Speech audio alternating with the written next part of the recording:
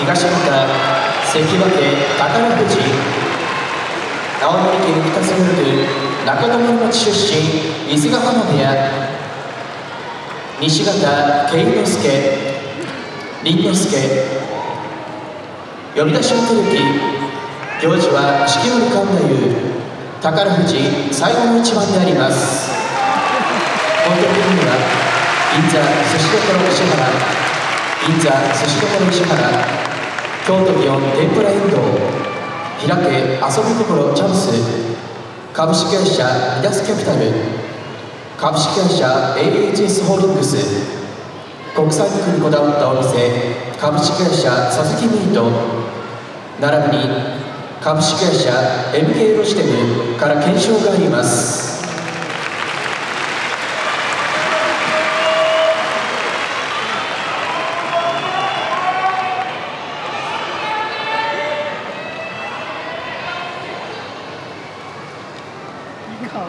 宝富士最後の一番です。8本の検証もつきました。さあここで制限時間がいっぱいになりました。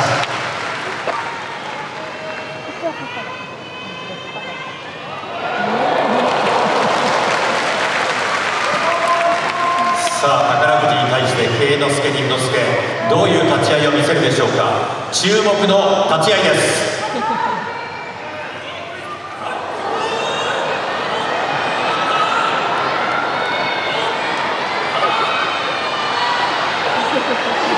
いい押しです。下から押します。重たい土地で残す宝富士。さあもう一息、もう一息、奥に出し圭之助凛之助の勝ちです。宝富士最後の一番、残念ながら宝富士勝つことができませんでした。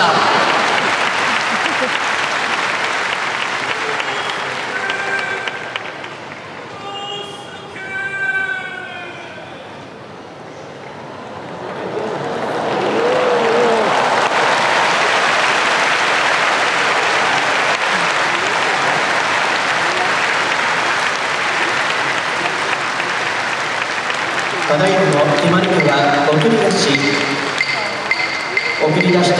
慶之助、凛之助の勝ちであります。さあ、正面向け記念撮影がありますので、正面側、これから4方向に、ご挨拶もありますので、どうぞ写真も撮ってください。いやー、慶之助君、凛之助君が勝ちました。宝富士、全く左を差すことができませんでした。やはり小松流道場の皆さんの声援も聞いたんでしょうか。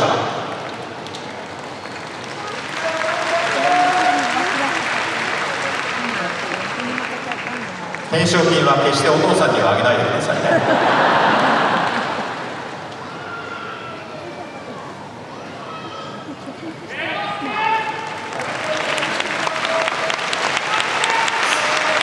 宝富士とともに慶之助、凛之助にもどうぞ声援を。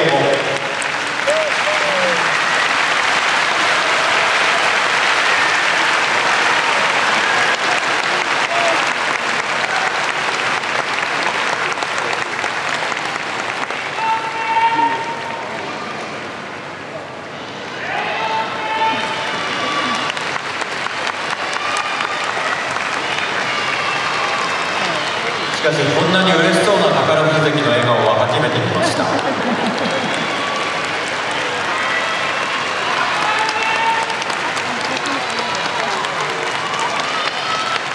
さあ、皆さん盛大な拍手をお願いいたします。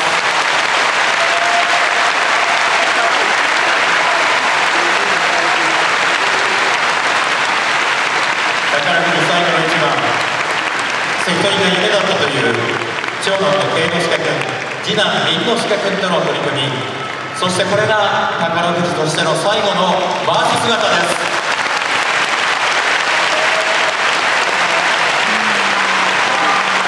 相模花道は3人とも東が花道、大きな拍手でお送りください。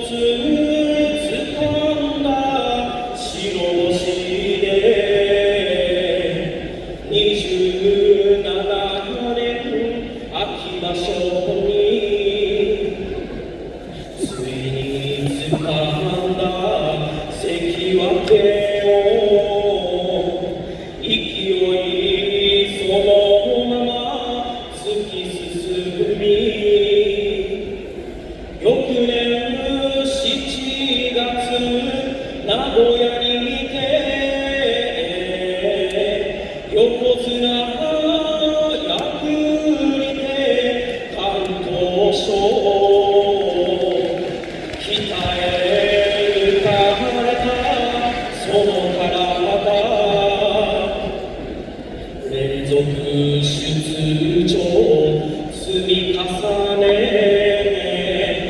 歴代記録に名を残す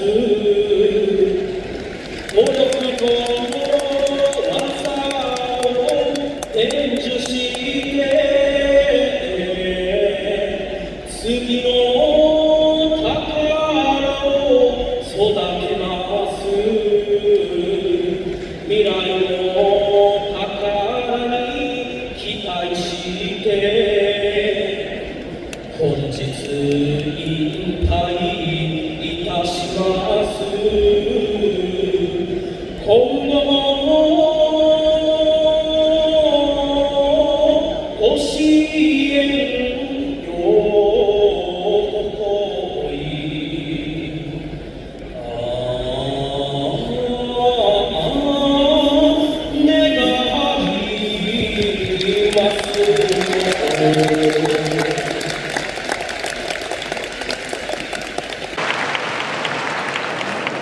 先ほどのお子さんと相撲を取った時とは打って変わって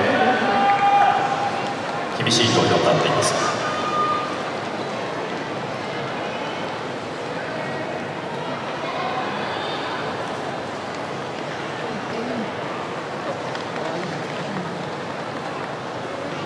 そして今日の断髪式は替え添い役として大島部屋の所属三役行司日村久之助が務めます。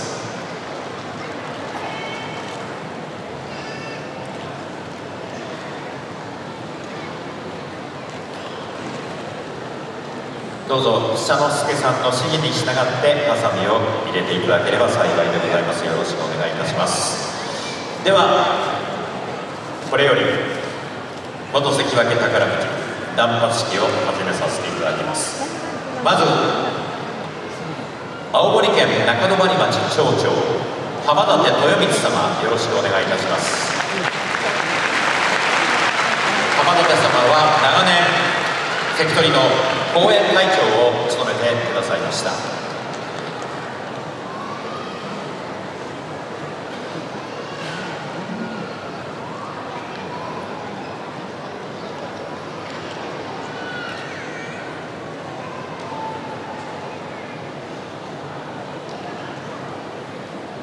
長年ずっと中泊町の町長として、そして後援会長として宝富士関を支えてくださいました。太宰府天満宮最高顧問西高辻信義様、伊勢ヶ浜部屋の九州場所の宿舎でさまざまお世話になっております。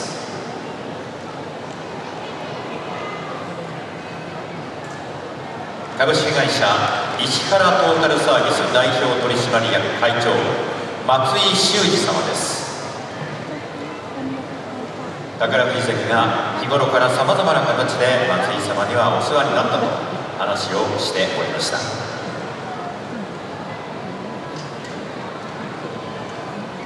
人間国宝歌舞伎俳優中村歌六様、人間国宝でいらっしゃいます中村歌六様には家族ぐるみ、お付き合いをさせていただいているというふうに伺っております。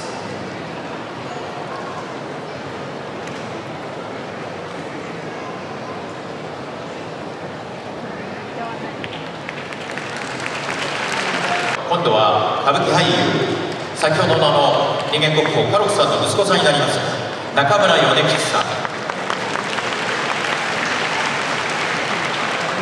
中村米吉さんは今若手の女方として非常にその活躍が注目されている歌舞伎俳優さんです。株式会社 NK ロジテル代表取締役笹岡久隆様。さあ、そして今土俵上これからハサミを入れるのは元小結阿武咲宇鉄文也様でございます。青森県の中泊町の出身ですから関取の後輩になります。阿武咲関は新入学の時に先輩の関取と対戦するのが一番楽しみだと話していました。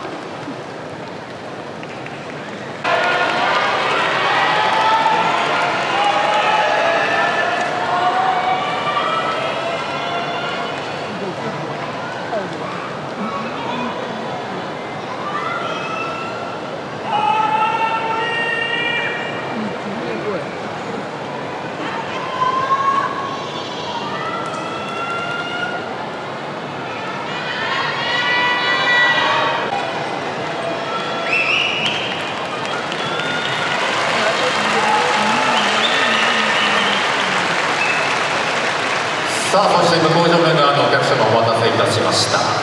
なお再三申し上げますが、正面土俵は使いません。正面土俵には上がることができません。そして小松流道場代表元十両出羽平真一様のお子さんでございます。代理として平光一様、小学校5年生、小松流道場の力士です。今日は小松流道場を代表してこれからハサミを入れてもらいます。で、今ですね、カメラのレンチを交換しているところでございまして、少々お待ちいただきます。平君、もうちょっと待ってね。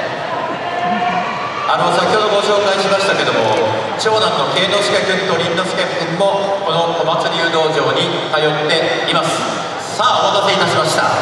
これから小松流道場を、そしてお父さんも代理の平太閤君です。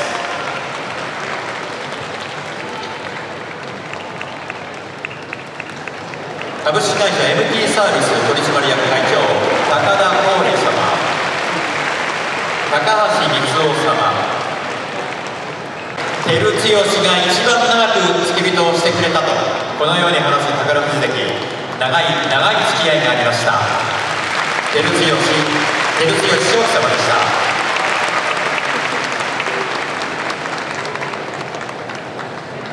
引き続きお名前を呼ばせていただきます。尾車部屋の力士でした。同い年で宝富士関とは同期生です。元幕内君風直江様でいらっしゃいました。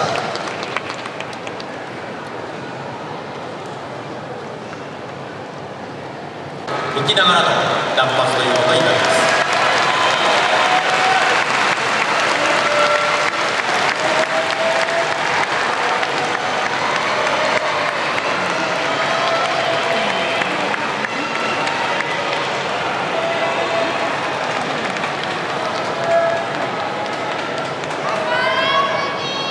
西ですので、向こう正面側からやはり上がっていただいて東に降りるという形になっていきます。よろしくお願いいたします。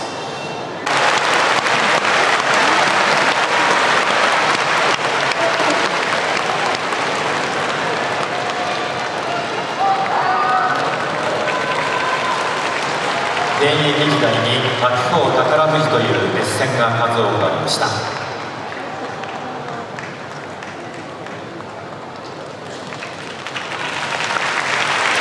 第69代横綱白鵬挑戦しました。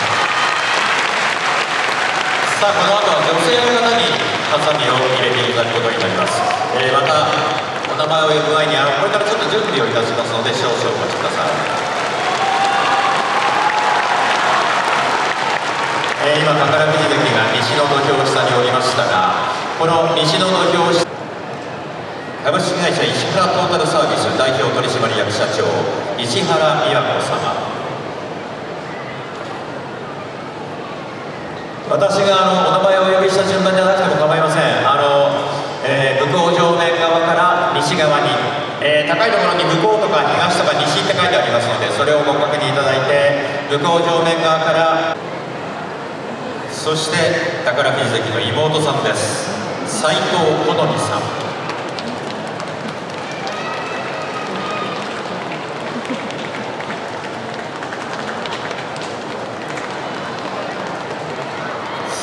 さあ、そして今度は奥様です。奥様と長女の奈々ちゃんです。奈々ちゃん4歳。奥様の杉山恵里乃さんと長女の奈々ちゃん4歳。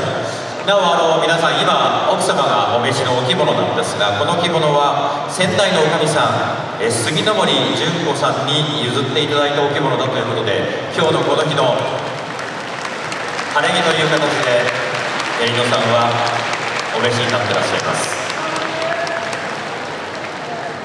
奈々ちゃんも入れられたかな、大丈夫ですかね。は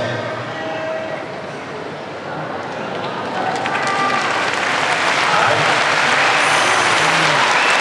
さあ、変わりまして今度はちょっと待ちましょう。涙がちょっとこぼれてきました。ちょっと待ちましょう。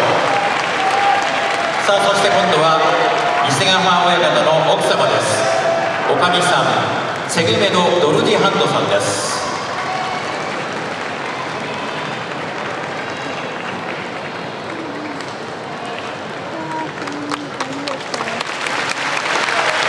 代わって先代の伊勢ヶ浜親方の奥様、現在宮城野親方の奥様ということになります杉の森純子様です。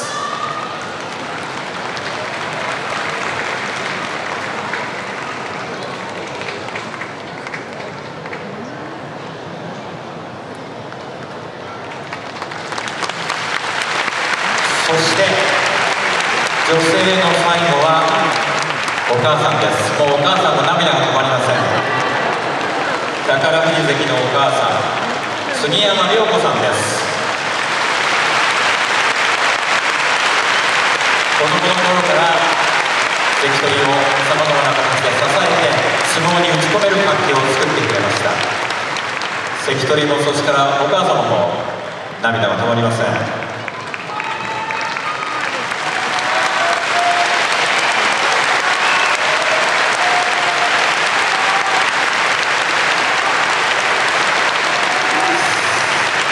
さあ、断髪式も残りがいよいよ少なくなってまいりました。ここで再び宝富士関は土俵の上に戻ります。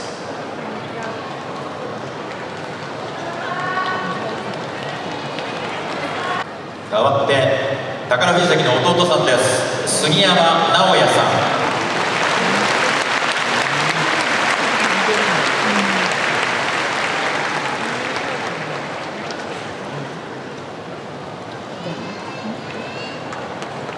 さあ、そして最後は宝富士関のお父さん杉山孝道さんに連れられて、長男の慶之助君、次男の凛之助君、これからハサミを入れます。先ほどは宝富士最後の取組、元気な相撲を見せてくれました。おじいちゃんと一緒にハサミを入れます。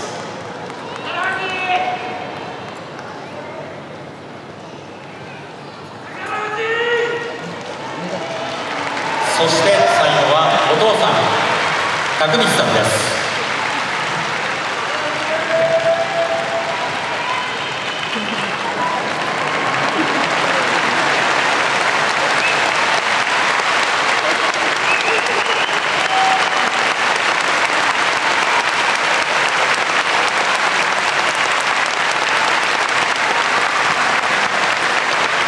なお先ほど慶之助君と凛之助君が今相撲に取り組んでいるとご紹介しましたが、先に関取になった方が宝富士のしこ名をもらうんだそうです。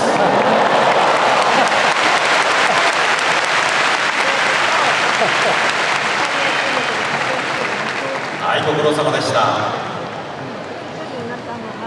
さあ、ここからは今度は相撲協会関係の皆さんにハサミをどんどん入れていっていただきます。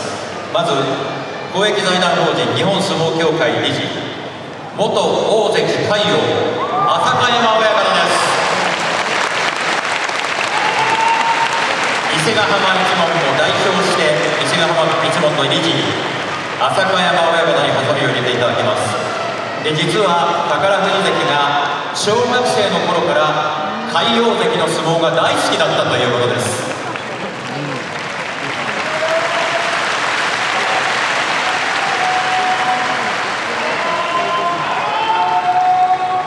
日本相撲協会理事、元大関魁皇浅香山親方でした。続いては日本相撲協会副理事、若松親方です。元幕内朝乃若、近畿大学の先輩でもあります。よろしくお願いします。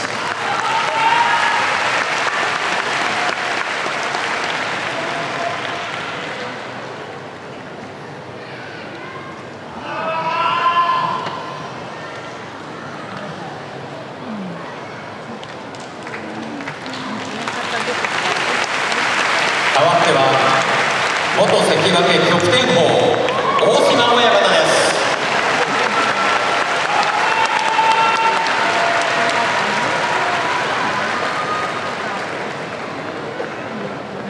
はい、今ちょっといらっしゃらないようですので、また後ほどということになりますが、はい、では今度はこの方です。元関脇阿炎錦安治川親方です。伊勢ヶ濱部屋のもちろん兄弟子、青森の先輩、宝富士関が入門した時は幕内でした。阿炎錦の背中をずっと見てさまざまなことを学ばせてもらったと宝富士関は話をします。元関脇阿炎錦安治川親方でした。代わっては元幕内誉富士立山親方です。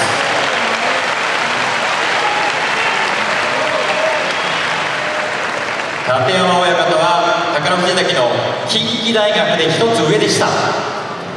入った時から稽古はもちろん公私ともに頼った兄貴だというふうに話します。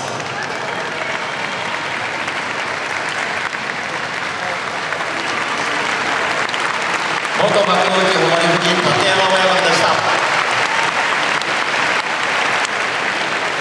代わっては元関脇海星友綱親方です。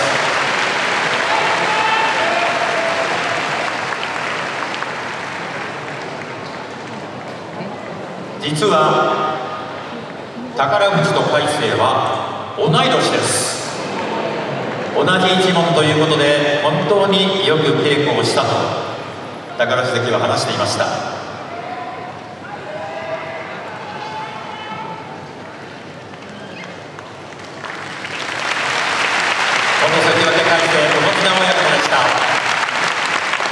続いては元幕内石浦間垣親方です。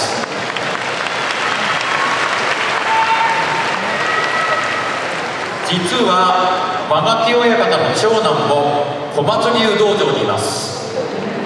で今は間垣親方と、宝富士関といいますか桐山親方パパとして小松流道場に胸を出しに行っているそうです。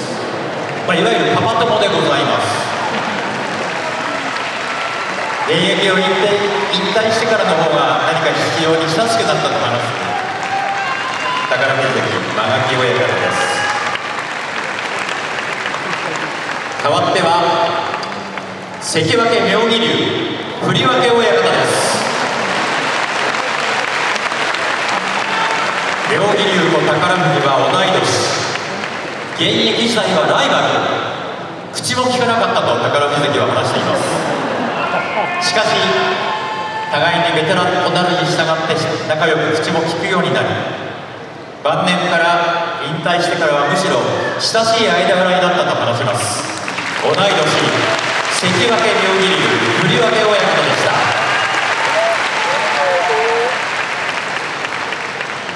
代わっては幕内徳勝龍千田川親方です。近畿大学の同級生です。角界に入ってからも家族同様さまざまなお付き合いがありました。宝富士関が番付が幕尻になった時に「お前も幕尻優勝か」と声をかけたそうです。元幕内徳勝龍幕内最高優勝1回千田川親方でした。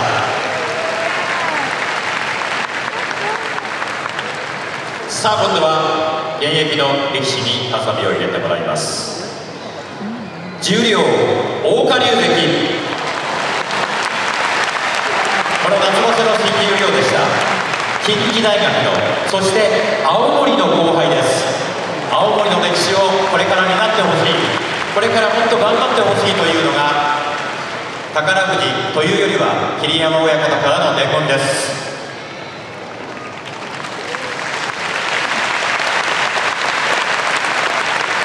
代わっては大関青錦関、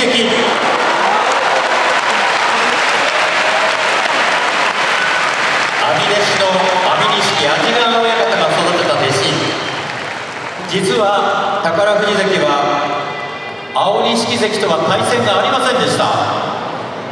いやーやっぱり対戦したかったと今それが唯一の心残りだと話します。大関の青錦関でした。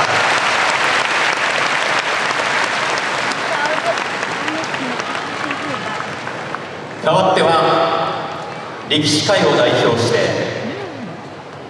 第74代横綱豊昇龍関です。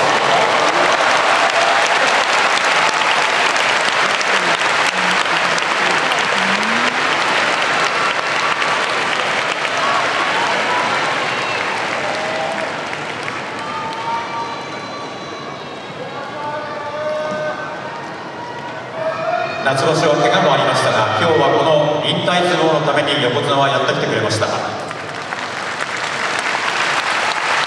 代横綱豊昇龍関でした。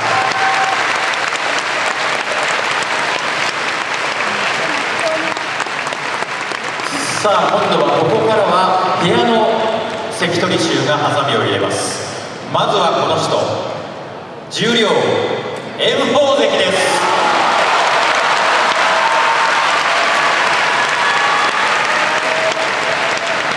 首の大怪我から見事に復帰してきました。3年ぶりに関取に復帰した夏場所、見事勝ち越しを決めました。早く今度は幕内に戻ってほしい宝富士関の伝言です。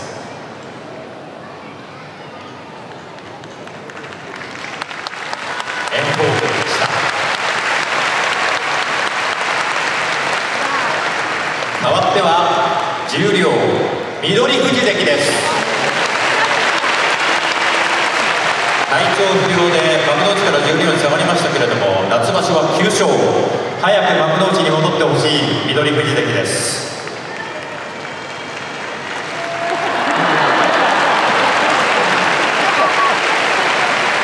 代わっては十両栃ノ富士関です。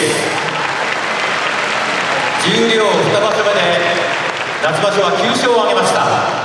来場所はいよいよ新入幕を目指しての場所ということになります。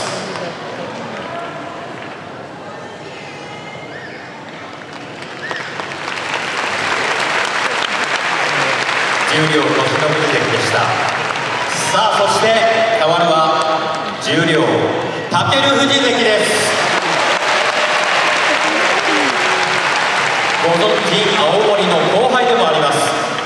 今は怪我のために十両ですが、夏場所は11勝、来場所は幕内復帰が確定的です。青森の歴史を錦富士関とともにつないでいきます。代わっては幕内白の富士関。夏場所は千秋楽まで優勝争い、優勝こそなりませんでしたが、見事な内容、敢闘賞を受賞しました。さあ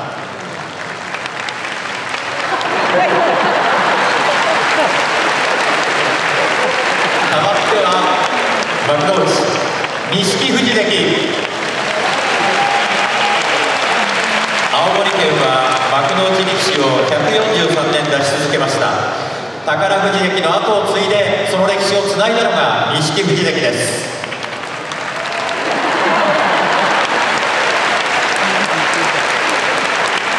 さあ変わって今度は幕内吉野富士関。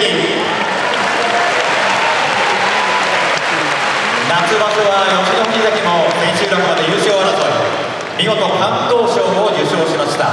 来場所はいよいよ新三役が濃厚です。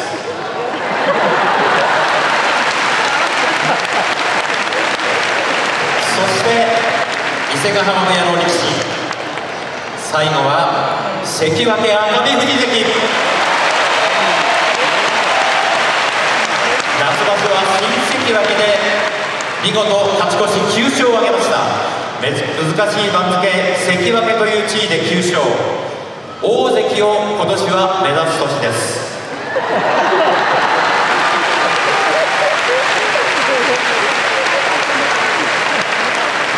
さあそして旭天鵬関が、いや違います、大島親方が今到着です。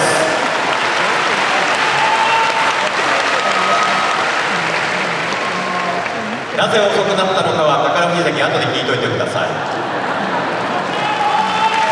元キャプテン王大島親方でした。さあ皆様と進めてまいりました宝富士関の断髪式もいよいよ最後の時を迎えました。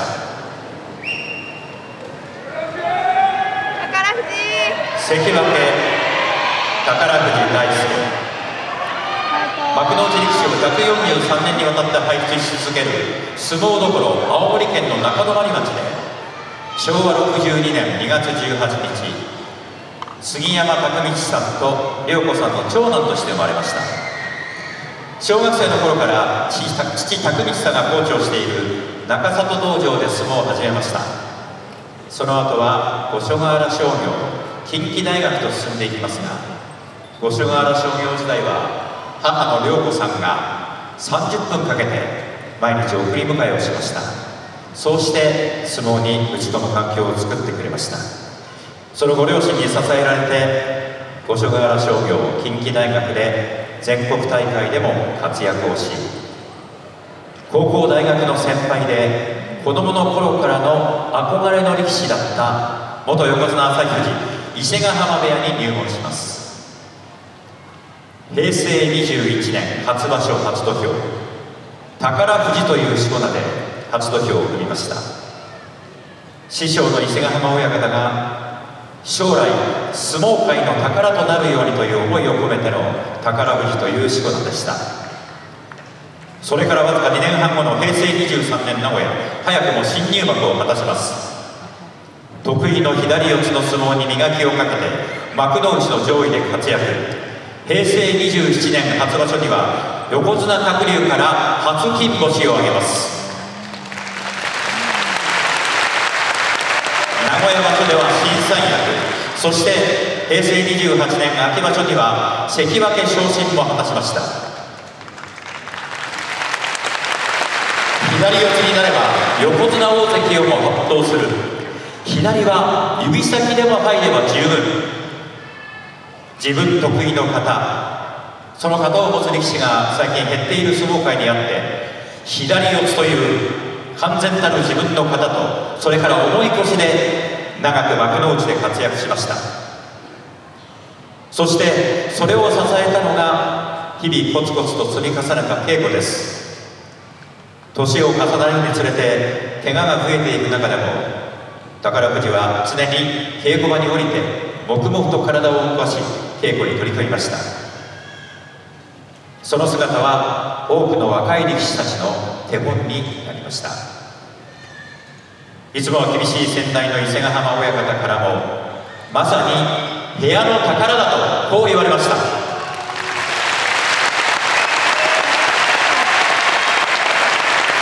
休場する時は引退する時という強い信念で苦しい時も土俵に上がり続けた宝富士。しかし右上腕の筋肉断裂という大怪我には勝つことができませんでした。去年の10月1日に引退を発表。初土俵から16年半、38歳のその日まで一日も休むことないまま力士人生に終止符を打ちました。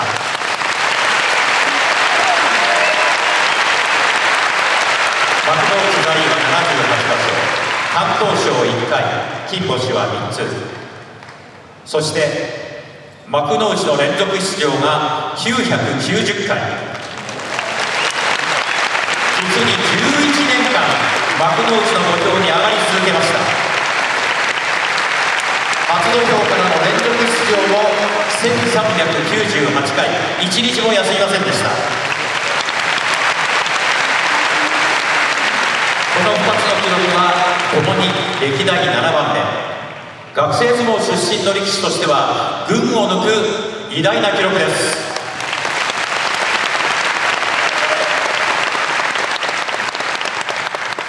決して言葉数は多くありませんが、その真摯な姿勢、そして真面目な人柄で誰からも愛された宝富士。いよいよ大銀杏に別れを告げる時が来ました。まずはこの方の登場です。伊勢ヶ浜部屋師匠73代横綱照ノ富士伊勢ヶ浜親方です。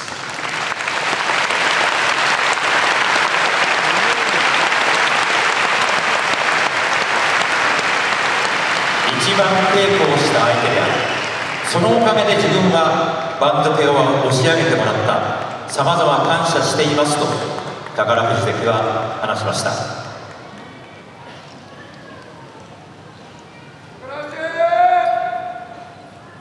今は代を継いだ照ノ富士の伊勢ヶ浜親方とともに後進の指導にあたる宝富士親方です。さあ、そしていよいよ止めばさみです。やはり止めばさみはこの方です。青森の高校大学の先輩、憧れの力士、師匠としてこれまで導いてくれました第63代横綱朝日富士仙台伊勢ヶ浜宮城野親方です。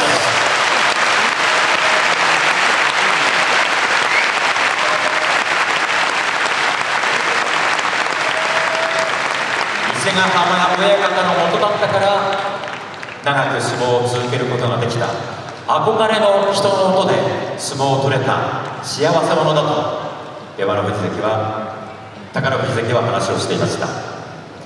さあ、いよいよ大イチョウに別れを告げます。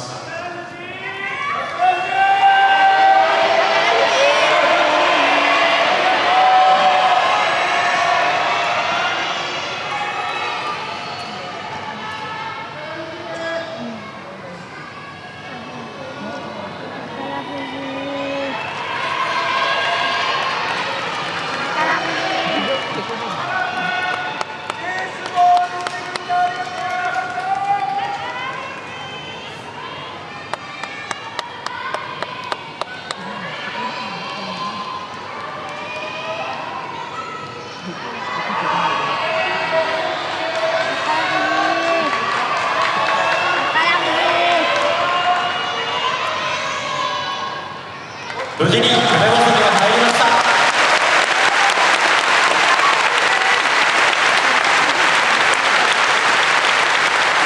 どうぞ皆様大きな拍手をお願いいたします。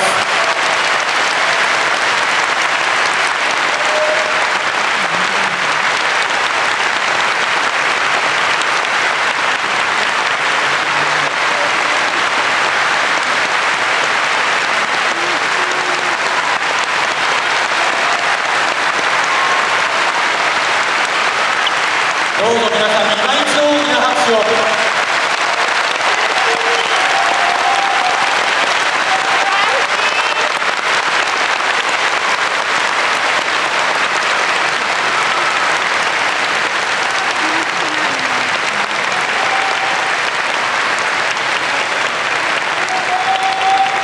ずっと涙が止まらない宝富士関、無事に断髪式を終えることができました。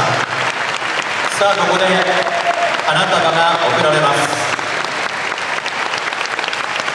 花束を贈るのはもちろん奥様杉山恵里乃さん、そして今日大活躍長男の慶之助君、次男の凛之助君、さらには長女の奈々ちゃん、4人から花束、まずは3人の子供たちから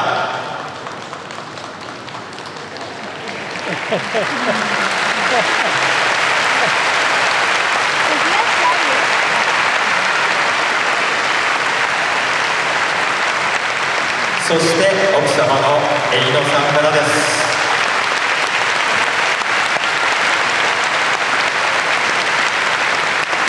さあ、そしてここで宝富士関には内緒だったんですが、子供たちから関取メッセージがあるそうです。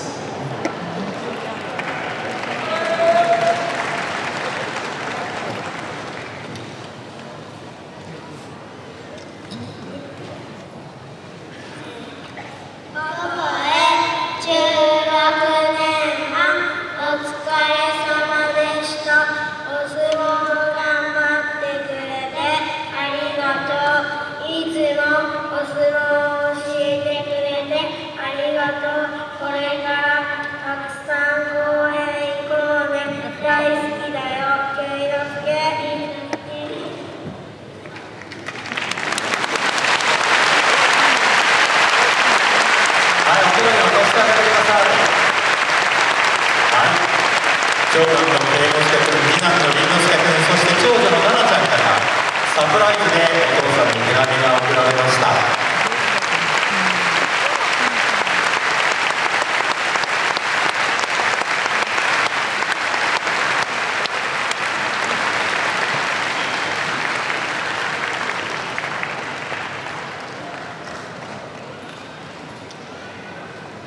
はい、写真大丈夫ですかね。奥様もね、大丈夫に上がって。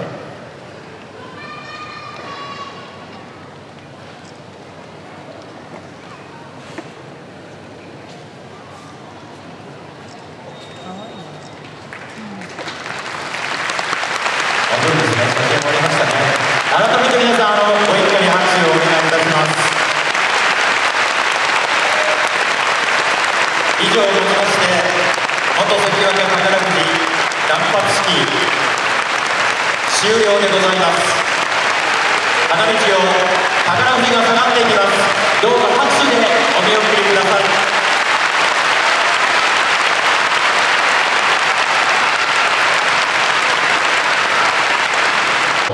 宝富士改め年寄桐山が入ってまいります。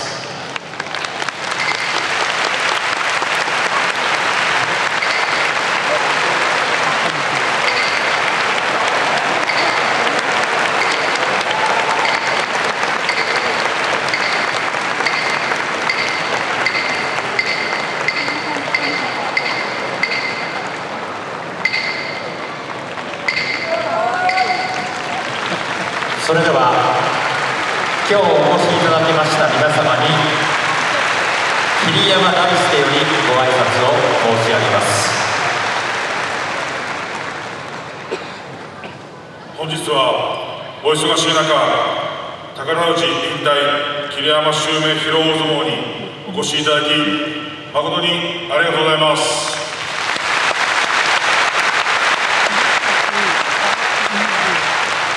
入門して以来16年半、一度も休場なしで相撲を取り続けられたのは皆様の温かいご声援のおかげだと思います。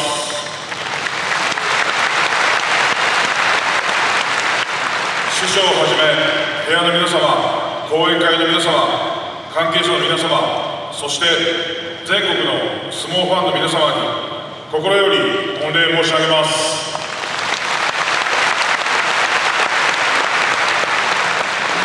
また力士として相撲に打ち込むことができたのも家族の支えがあってこそであり、深く感謝しております。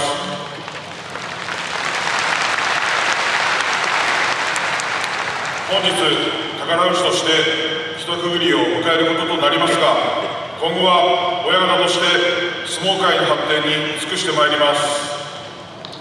これまで宝富士を応援し支えてくださったすべての皆様に改めまして心より感謝申し上げます。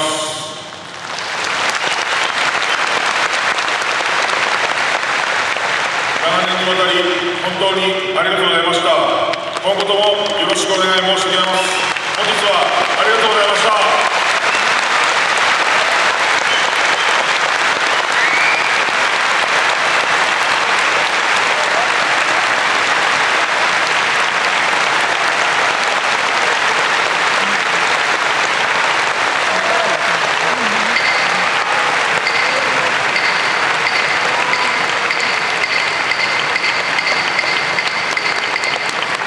今一度